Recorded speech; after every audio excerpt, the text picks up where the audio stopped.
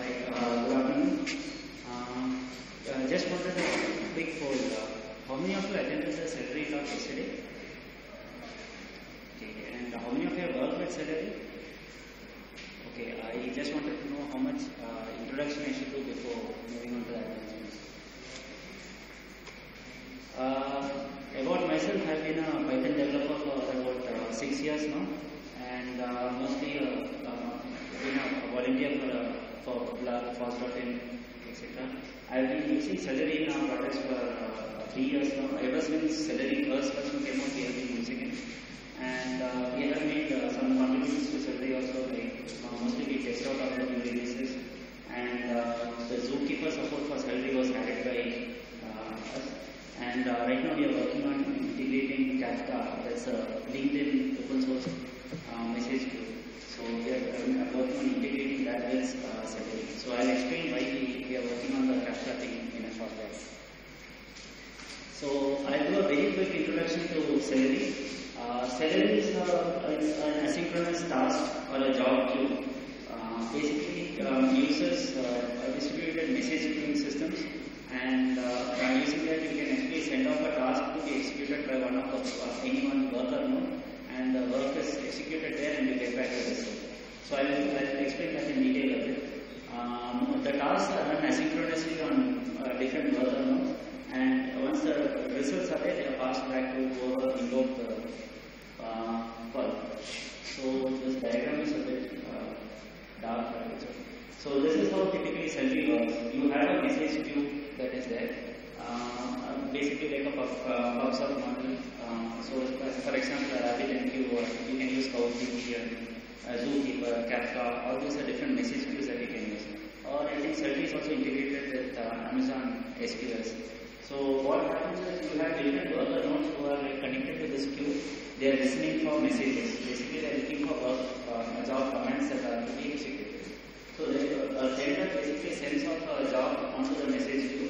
Any free worker node that is out there will pick up the job, execute it, and if there is a result that has to be sent back, that is sent back to the guy who invoked the message. So now this is a very highlighted overview of what Celery can do for you. So when Celery started off, it supported only RabbitMQ as the message queue. But right now I think it has support for about 10 different queuing systems. And some of them are like pseudo queuing systems. For example, CouchDB is not exactly a message queue, but you can use CouchDB as a message queue. Other example is you can use Redis, and I think somebody wrote a patch for using Cassandra also as a message queue. Celery. So very simple code about how you can execute a task. Basically you input a task declarator from Celery, and you say this is a standard example used for explaining how Celery works.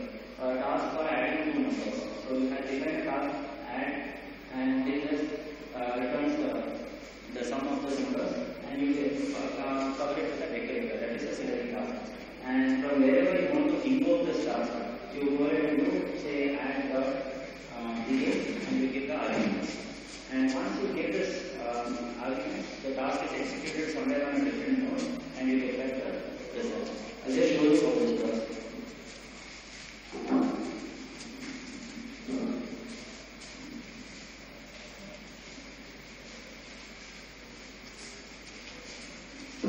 So here I have two worker nodes that are running. Say one of them is running here, and I just started them on two different terminals.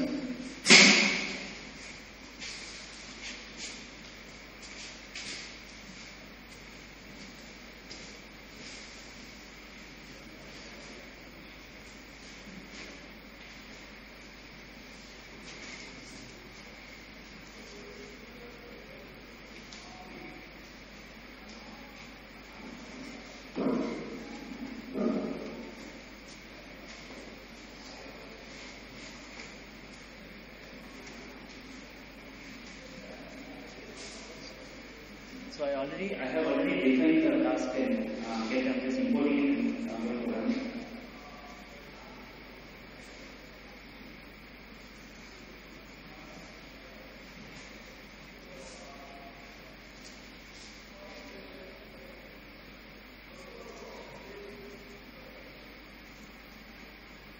So once I invoke the command, you see that one of the two is picked up.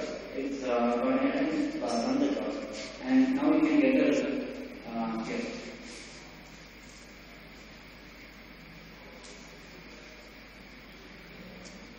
Okay, so this how to get it? So I will introduce some delay in the task. I just made it sleep for a second or something just to show a slight delay. I will explain why I have done that delay in the further demos.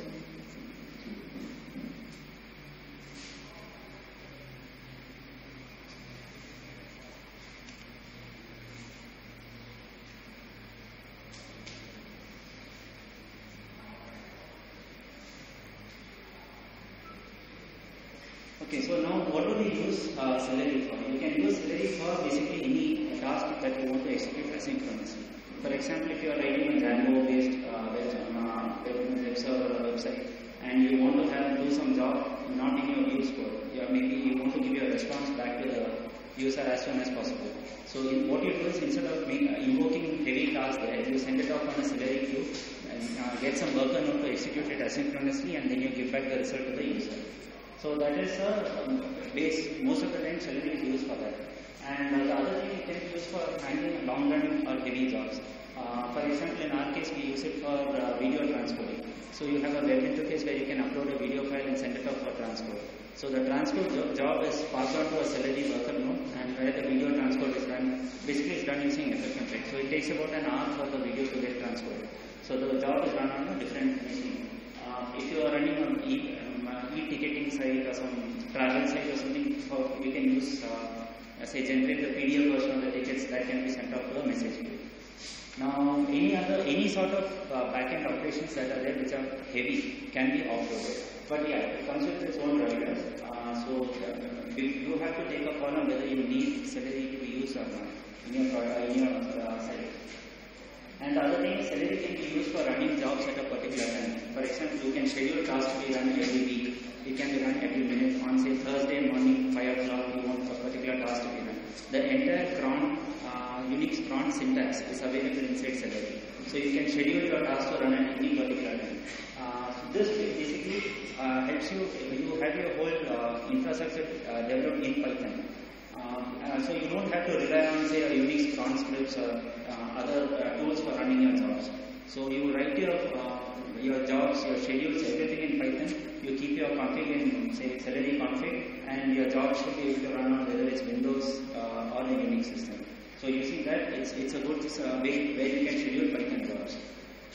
So these are just the basic uses of Celery. In our talk, what we will cover is how we can look at more of the advanced uses of Celery. Actually, 2 years back at PyCon, I had given a talk on Introduction to Celery. That's when Celery had come out. So right now, the latest version of Celery is Celery 3, which got released about 2-3 months back, and it's added a lot of advanced features. So these are basically the changes that have happened over the last 1 or 2 years in Celery. So what we look at today's talk is basically we look at task routing. We look at how you can do task retries. If a task fails, how you can be retried, and how you can revoke tasks, etc. And this is a new concept, task canvas, that has been come out in Celery. So using it, you can do a lot of complicated task management. For example, you can do coordination between two tasks. You can invoke task dependencies on one task dependent on the other. Then you can make a tree of a graph of all tasks that you have. I'll show you the demo. Then you can have something called batch task support, and there's also you can support for your progress monitoring of long running tasks. Okay, and I'll also show you some tricks which you can do. For example, how you can do conflict management and NoSQL databases using Celery, etc. So now, the first thing is let's look at how you can send a task to a particular worker. So basically, you have a message queue on which you have different worker nodes that are connected. Now you might reach a system where, say, you have in your backend you have an executable that has to be invoked, but it's available only on Windows. A simple thing is, once if you are doing a video or audio transcoding, after the transcoding is done, the transcoding you may want to run it on a Linux box, say using FFmpeg. Now, after the transcoding is done, you would want to encrypt it using, say, for a DRM support, which is, say, Microsoft PlayReady. So the executable for encryption is, say, available only on Windows. So how do you do this? So what you can do is, in Celery, you can actually send tasks to a particular nodes. So what we can do is say in Celery you can define queues and you can send tasks on particular queues. And a worker node which is listening on that queue can pick it up and run the job.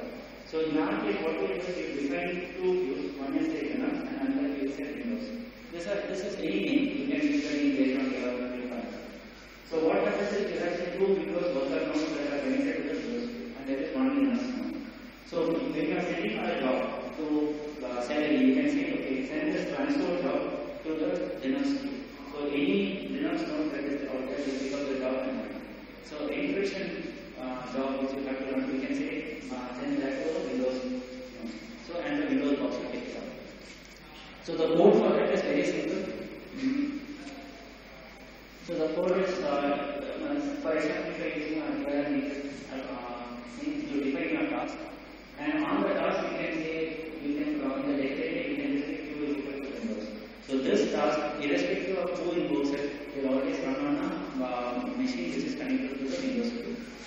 If you don't want to define a queue, like output the queue, while you are actually sending the task, when you are scheduling it, you can give it an optional argument.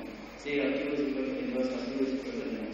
So this is if you want to invoke it at runtime, and this is if you want to hardcode the thing, the queue name inside your code. And this is the only change. So you can start off with simple tasks, and once you want to start scheduling or sending it to people, you can just play around with the task decorator. And for example, if you want to start a Celery worker node, you can pass an option like minus q and what queues you should listen for. So if you are starting a node which is listening on the Windows queue, you can just pass on that. And any job that is sent to this particular queue will land on this machine. As in, it will get distributed between the number of machines that are listening on the queue. So what are the other use cases for this? One is you can look at it for priority execution. Say you have a high power server and a pretty low end server. You can actually, some tasks can be sent out to the high power box, high CPU or high RAM box where you can get executed. Celery used to have support for task priority, but most of the message queues don't support it. So this is another way where you can implement task priority in a systems. Now, if you want to run tasks based on hardware capabilities, for example, if you want to record video from a particular card that is attached onto a server, so you can send the recording job to that particular server. Or if you want to make use of say GPUs that are available, if you want to make say NVIDIA if you are using CUDA, and you want to make use of that in your job, you can actually send the job to that particular one. And other thing is based on the operating system. As I mentioned, we ourselves are using it for clarity encryption. Other things you can send it based on location. For example, you have a lot of data that is sitting on one server and you want to do the compute on top of it. Something similar to say what Hadoop does. So you can actually send your compute job closer to the data and have it executed there. And also you can send out tasks to different data centers. Basically, if you have some sort of notification mechanism going to subscribers, you can send it out to different data centers which are in close proximity to the user. The other thing is here, we also use it for sequencing operations. Say, for example, you schedule n number of jobs. You want all of them to happen in a particular sequence. So what you do is you run a single worker node, say on a particular queue, and the jobs are scheduled onto that particular worker node, and all the jobs will run one after the other in the order in which they get involved. Say, for example, in PowerDB, when you are actually updating the same document, say you have 5 different nodes which are trying to update the same document almost at the same time. So you will reach cases where you see a lot of conflicts that are happening. So then, as a developer, you have to take care of resolving these conflicts. So instead of complicating your code there, what you do is your PowerDB updates can be sent out on a queue, okay, a sort of a single instance queue, and the updates happen one after the other. So there you can avoid chances of database conflicts in this case. It keeps your code simple. This, from our experience, we have seen that it keeps our code a lot simpler. So these are the use cases of say sending of task output. Now the other thing, suppose for say rewriting a task. What happens if your task fails halfway through? So Celery does provide support for retrying your task. So again, in the task decorator, you have to give two parameters. One is the default retry delay and one is the maximum retries. So default retry delay is the delay between subsequent retries, and max retries is how many times Celery will try to rerun the task before giving a comment. So here the Celery will try to run the job 3 times before it will add in with an interval of 60 seconds before it gives a counter. So for example, but it's not like Celery will retry a job by default. So you have to catch the exception and you have to actually schedule the retry events. Okay, there may be cases, say some when you are trying to send a log message, there might be an error because of which the task might fail. So in that case, Celery may not. You don't want Celery to retry. So you have to find out the code log which you want to catch, and then you have to schedule the retry passing on the exception into the retry method. Yeah. No, if the task faces an exception. Okay, and the task faces an exception, and if you ask, you raise this exception, which will be the retry exception. So, what if the message is lost in data somehow? If the message is, I'll come to that. Okay. So this is this whole Celery will provide us. So let's say with respect to retry, you want to retry after a really long time. Yeah. And you do things like say, store the task somewhere else, and then you expect it, after an hour or maybe after 24 hours to retry. Yeah. Is there something kind of mechanism available out of the box, or? Yes, it does. Basically, if you want to retry a task after a long time, you can actually after a day or so you can retry it. Yeah, but I want to depending on the error, I want to do that, for instance. Yeah, so you catch your error here, and based on what error you want to schedule the retry, you can do that. Yeah, but can I? Okay, so in the ERM retry that I can specify a retry after 24 hours. After 24 hours, yeah. So basically, you can give a counter option also. So you can say counter like after here it means okay, retry after 5 seconds. So these two are mutually exclusive. So if you give it here, it will override this way. Another useful thing to think about it is which I have done in a different system also. Let's say genuine exception in the system, and the tasks that we are executing is comprised of multiple subtasks. Okay. And you don't want to just abandon the whole thing. Okay. So what you want to do is give a chance to the developer to fix the problem, and then wherever the task was, assuming of course the task can run that way, continues from the point where it gets failed. Can I cover that a bit later? Yeah. So, adding on to what he said, let's say I want to read my task like 24 hours. So, is the worker blocked on that, or it goes ahead and starts executing? No, the worker will give up on that. So it is scheduled. The Celery has a database where it will schedule it. So, and the worker will free up for the subsequent task. I have about the function signature, etc. So you just for retry with parameters for retry, but what about the input parameters for the retry function? Is it like Those parameters are passed on again in the retry action. So Celery takes care of it. Is it like implicit or should we explicitly pass it? No, you don't have to pass it. Celery will pass it again.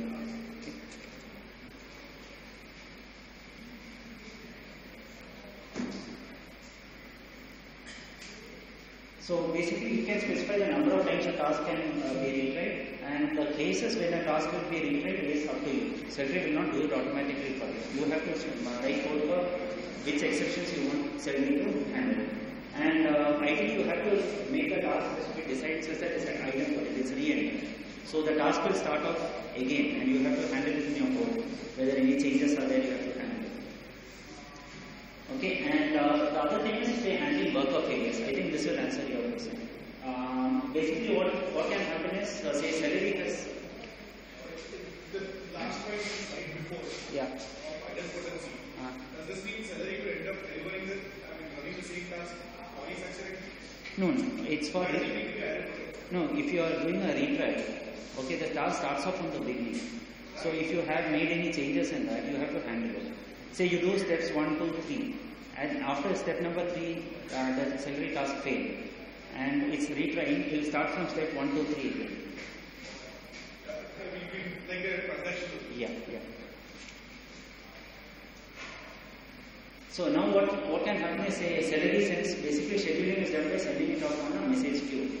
Now, say a worker has picked up the message, but before the task executes, the worker crashes, or there was a network issue where the message got lost. So typically the network cases the message queue will take care of. But even in the case say a message is not executed, does not get delivered, basically Celery has some principle called acknowledging task. So once a Celery worker picks up a task, it sends an acknowledgement to the message queue saying that, okay, I have picked up this task. Now after that, if the task fails, there is a, say the box crashes or something, there is a chance that your task is lost. So what you can do is, you can actually give an option for as they equal to true. So in this case, the Celery will acknowledge your task only after the task is completed, finished run. So your, say if you are using RabbitMQ, your message queue will not get an acknowledgement for the message that it has sent, and he will actually retry after some time. So in case your task is worker node has failed, the message will be sent by your message queue again to some other worker node and will start executing. I have a slightly different question actually, which is more to do with programming errors. So I am doing a try except and catching exceptions and doing a retry. But there are certain exceptions which I might have not thought of, and maybe a bug in the code or whatever it is. So when those exceptions arise, like what I've done currently, I store everything, say that particular message in a different queue and let it be till that bug is fixed. Okay. And at some point after the bug is fixed, reschedule those tasks, which are now stored midway through their execution because they've done some other subtasks. It's like say a leak of tasks.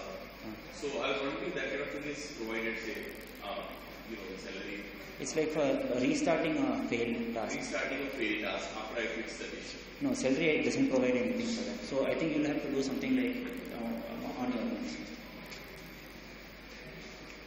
So now this is used in the case where a task must be reset in case of a worker or node failure. Typically worker failures don't happen that much, but if your box restarts or if you lose network connectivity, these scenarios may come. But again, if you are using this, be very careful because it's not a very recommended option in doing it. Usually Celery handles most of the failure cases. Okay, and because the thing is like your message queue has to keep track of messages. It will like not get acknowledgement for a lot of messages for a while, so you will try to resend messages, etc. So be careful when you are using this add-slave feature.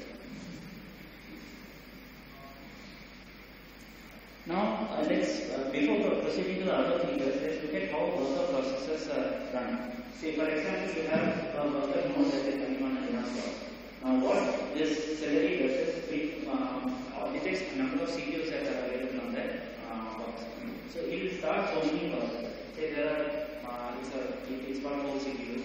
It will actually start 4 processes there, so that it can make use of the entire CPU capabilities. So inside that, the job inside each of these processes, the job execution is asynchronous.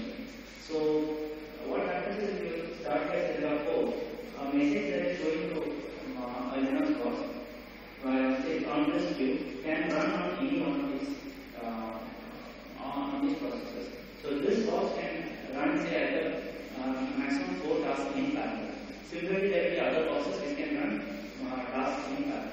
So you can control this by when you are starting a circuit by saying how many concurrency, what's the concurrency feature that you want on that particular box. If you don't specify it, then do an auto detection. Now, the next features that I will be explaining are based upon this process. Is it throttling based on load with Celery? For me, I not Is there throttling with Celery can be based on the load of the system? Yes, Celery configuration provides you support for throttling tasks. It also provides you support for auto scaling based on load. So if you can start with say 2 worker processes, when your load goes up, you can start 4 and then come down again. Okay, so those are standard Celery configuration. So basically in every node, Celery starts a pool of worker processes. Now the number of processes here is dependent on the concurrency setting or it is auto scaling. And so also each process can be configured to restart after running say X number of tasks. Now this is advantageous in 2 scenarios. One is you can actually say if there are some memory leaks in your application or something like that. You will say, and if you want each of the process to restart after say 100 tasks. So when you do that, basically your memory gets reset. And you can also configure this in a manner where if you do an application upgrade, so after 100 tasks are run, on a restart actually you can reload all your modules. So when you reload all your modules, your code is updated and you can start running. So this provides you features like on-the-fly upgrade without talking about. Now, but this feature is disabled by default. You have to enable it in Celery configuration. Alternately, instead of starting multiple processes, Celery also can run event-fed pool. So if you want to run tasks using event-fed, that's also supported inside Celery. Now, once you have that, now let's look at how tasks can be revoked. So there is a long-running task, or there is you have scheduled a task, and then after that you decide that it has to be revoked. So the command for that is pretty simple. You just send the revoke to the task ID. So every task that runs on Celery gets a task ID. So once you revoke a task, let's look at what happens. If a task has not run, it will go and say a worker mode has picked up the task. It will prefetch say X number of tasks and keep it ready to run. Now when you run revoke a particular task, a broadcast message is sent inside the Celery system. So all nodes get a message saying that this task has been revoked. So the worker node which has picked up the task, it will see that okay, if that task is there, it will go ahead and revoke it and it will not run the task. Now that's the simple revoking that Celery does. Now but if the task has already started running, okay, Celery will not do anything. If you invoke a simple revoke, then just if the task ends, Celery will not do anything. It will let the task run fully, and only after that maybe it will mark the task as revoked. So if you don't want to do that, you have to pass it to the instruction that you have to be terminated equal to false. What this will do is Celery will forcefully terminate the process which is invoking the task, which is running the task. So this is useful in cases like say you have, in our case we use it a lot for say video transfer. We invoke FFmpeg, and once FFmpeg starts up, we don't have control over say how to stop it. It just keeps on running for 1 or 2 hours. So if a revoking function, we just go ahead and terminate the task forcefully. And this is a signal which will be invoked. So if you pass signal, then signal is invoked on the particular task. And then this cannot be stopped. So once this terminate and signal can be used for revoking already running tasks. So this terminate and signal options were added only like 1 year back or something. Now the other option is like say if you want to do task expiration. So if you schedule a task, you want the task to run say within 1 hour. So after 1 hour if the task has run, there is no point. So what you can do is when you are running the task, you can give expire equal to some value. Now you can give either seconds, say 60 seconds or something like that, or you can give a date time instance. So if the task doesn't run by that particular time, Celery will expire it and it will not run. So these are just use cases where you can use it for based on your business needs. Now, if a task is there are also something called global time limits that are available for task limits. So you can say there are the soft time limit is say 1 hour and the hard time limit is 2 hours. So after 1 hour of a task running, you will get an exception. Again, something like soft time limit exceeded an exception again. So the task has to catch the error and clean up the jobs and comment. If the task doesn't catch it, and once you reach the hard time limit, say after 2 hours, the task will be forcefully killed. Basically, that worker node which is running, that process is killed and Celery will replace it with another job. So it is again used for if you want to catch long running tasks. So the code is pretty simple. So once you have it in your setting, say for example, this is your API and exception being and say Windows box as program or something. You can say this person to set up some temporary file. Once you get the exception for cost and exceeded, so you can clean up all the temporary files and get out of the task. Or if you don't catch this thing, we are fill up the task. So any other exceptions that you want, you can catch and say retry of the job. Okay. So these are again global settings as well as per task settings that are available. Okay, now this is the task canvas feature is something that has been added in Celery 3 and it eases life quite a bit for a developer. So the features that have been chaining is basically you can link task one after the other. So task 1 will run, the output of that is given to task 2, and the output of that is given to task 3. It's like Unix pipes.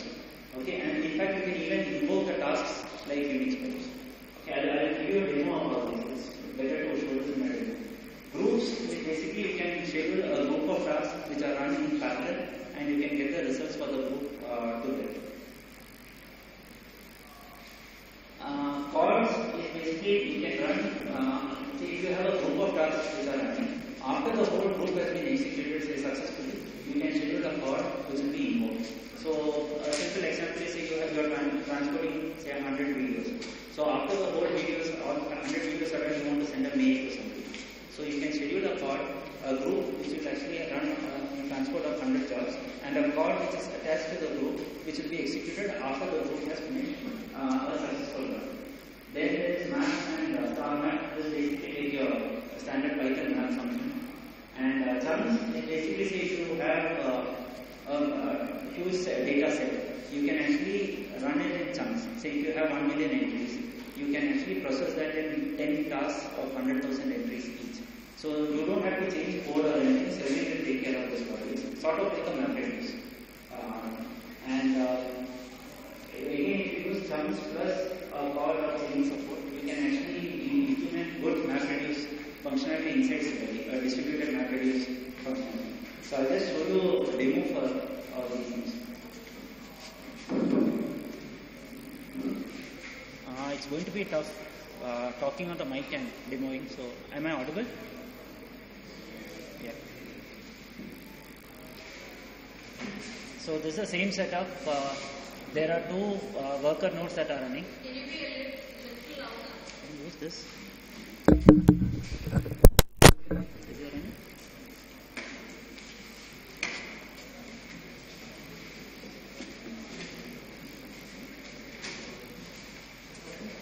No, I want a demo. Yeah. Or can I connect this on this?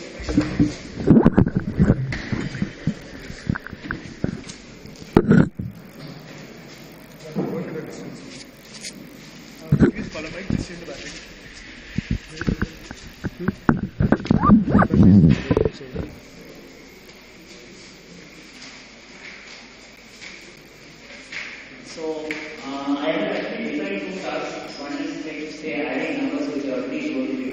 So now let's look at say how to change this. So changing is pretty simple. You can actually invoke it using a pipe command. Can you just want it on? Visible now? Yeah. Okay.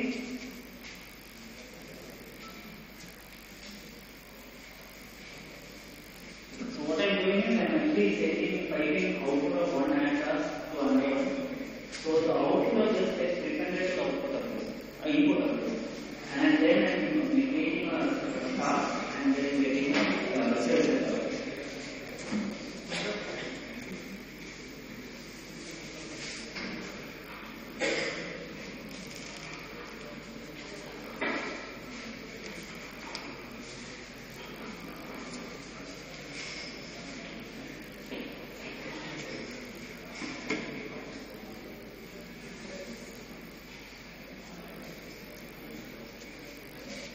So you see that the task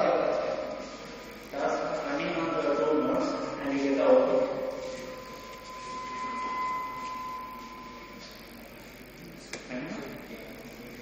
So this is a simple chaining of tasks. You can actually use it for using the chain command option also like this.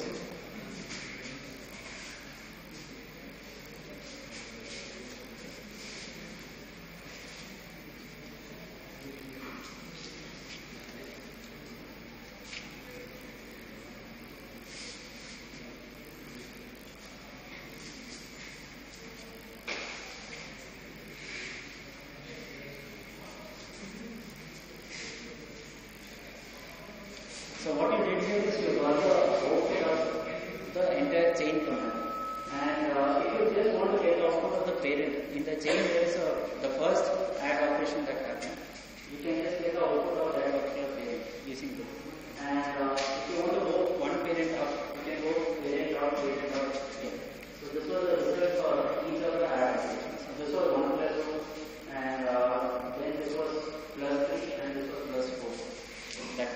So you can go back in the history of this chain and get the result for each cell. And if you want to see the graph of job by one, you can do r.j graph and it will show you which task ID executed for giving you this output. So the entire graph data is available. This is for the from the starting for the various nodes, the entire graph of which how the task done. So if you want, you can use this for plotting graph information. Yes. So in case of chain, if one of the task fails, will the chain be invoked completely or that or it will invoke from that particular? If it fails, I not get you. So in the chain, if one of the links fails, one of the task fails, and it has to be re-invoked, will the chain be re-invoked from the beginning? Only that task will be invoked. Yeah. With the output of the previous one. So this was a simple chain thing. Now I'll show you a group. It's pretty much the same. Again, what we are trying to do is we are actually running. Here the output of one task is not linked to the input of the other. These are just 3 add tasks that are going to run in parallel.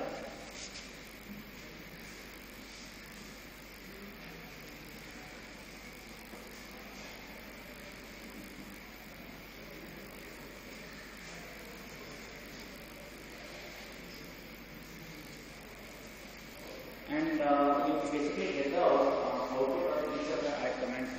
So they are not linked, they just get run in parallel.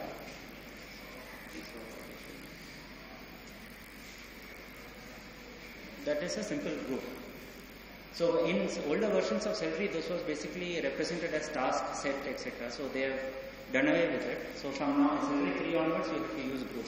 Though it's still backward compatible, the older versions.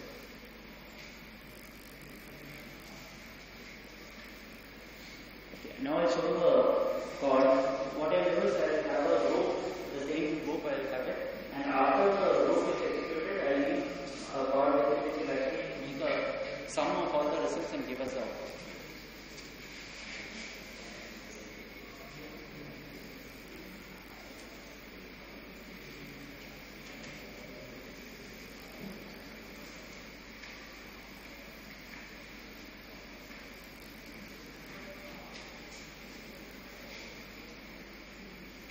So here you will see the group was basically task will run, related task will run, which will do the addition of individual number, and the code will get the result set of this and just make a sum of all the results of the jobs. Okay, this is a simple code.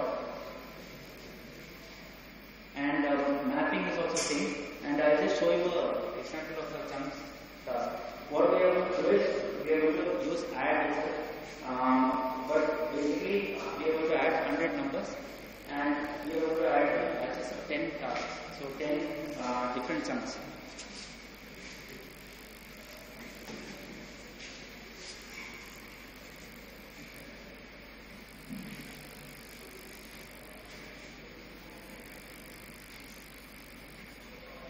So you will see that the tasks are running in different places.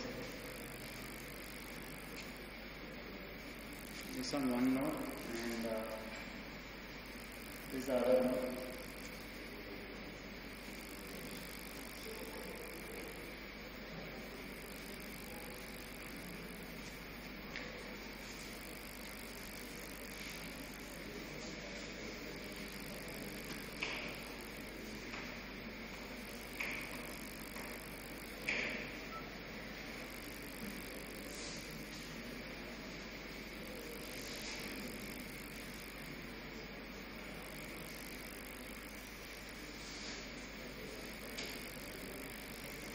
Okay, so once you get the result, you are getting the add results in again totally 10 sets of results that you got out. So again you can send this to another card task and do a full sum of the results. So this is like a map reduce that you can run on this particular data set. Question. Yeah. What happens if in a group one of the tasks fail? Pardon me? One of the tasks fails. So a group like I said, so Yeah. will the other tasks of the group run or like The other tasks of the group will run, and finally when you get the results for all of them, you will see that one of them has failed. okay, so you will get the result of one will like say one will Yeah. instead of failing. Yeah. But if you want to fail the other task, that's a way. I'll come to that. And once a group is formed, can you add any tasks dynamically later? Not with base Celery, but there are ways. I will cover that now. Okay. Okay. Basically, moving on to complex tasks, like for example, yeah. Can you change the use of that? Pardon me? Can you create chains of use of that? Yes, you can. And also, does it have the feature, let's say, certain percentage of tasks? Let's say in a group I have 10 tasks. I can't hear. So let's say in a group I have 10 tasks. And can I set criteria like, let's say, 80% of those tasks I want to, so let's say I have a chain of groups, right? So I have group 1 and group 2. And group 2 executes only when group 1 finishes. Okay. So can I have criteria like when 80% of tasks that group 1 finishes successfully? All that you have to do programming. So Celery doesn't provide any function. Yeah. So you will have to add support for that, yes. Okay. Now let's look at a complex task tree. So I think this will answer most of your questions. Like what will happen is say you start one task. That now spawns out say 3 tasks. Okay. And with task 2 now spawns to one task. 3 doesn't spawn different tasks. Okay. And some of task 4 has a limit to task. So this output is changed here. Now this way spawns under task, this spawns under task, and this will link to this. This is one complex tree of tasks. Now how do you handle this? Celery by default is provide you say support for this or for this, or if you want to link. But if you want to control all this from your backend, Celery doesn't provide support for this. So for example, what do you want to do? Say if this task fails, do you want to, and this is running now, this one is running. And if this fails, do you want to revoke these tasks, or do you want to let them continue, or you just want this to be ignored? Now Celery doesn't provide support for all this. So when we started off, a practical use case that we had for this was again video transcoding. Say video is transcoded to one quality, say 1080p, then it's transcoded to 720p, some other quality. Then from there we want to say make thumbnail generation of videos, etc. So what happens when one of them fails? So we actually wrote some code. We try to manage this whole thing ourselves. Basically, a task tree support. So, but recently there was a project that has been open source called Celery Task Tree. So using this, you can do all this complex Celery management. This is also open source. You can just install it. Things like say if you have groups, inside a group if a task fails, what should happen to the whole group? Or do you want to continue operation? Do you want to revoke the whole operation? Everything can be done quite easily using this Celery task tree. So if you want to do any advanced and complex task graphing, use this project. It's also not fully feature ready. So you still have to do some of the things yourself, but it provides a lot of functionality for doing tasks. How much time do you have? 10 minutes. So another feature that Celery supports is called Celery batches. Now what it does is it collects jobs and then executes them in batches. For example, if you are actually incrementing the counter for a particular entry in a database. So every, say a click counter. So every user who clicks on it, you don't want to update your database. So what you do is you send off a batch job to Celery and say after every 100 counts that come in, you can update the database in 100. So this is basically Celery collects the jobs in memory and